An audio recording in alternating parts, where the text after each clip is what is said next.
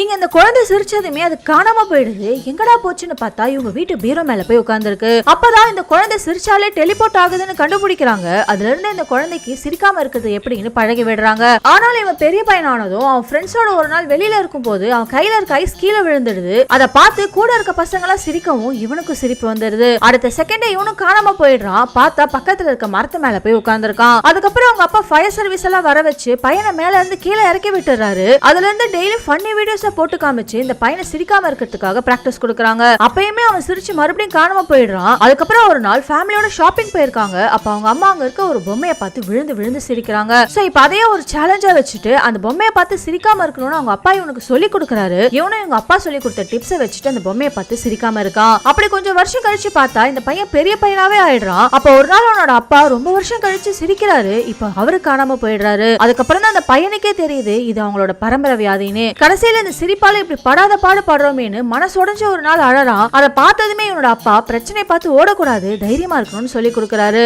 இப்ப எதை பார்த்து பயந்து ஓடுனாங்களோ அதையே பிளஸ் ஆக்கி இந்த உலகம் ஃபுல்லாவே இவங்க சுத்த ஆரம்பிக்கிறாங்க.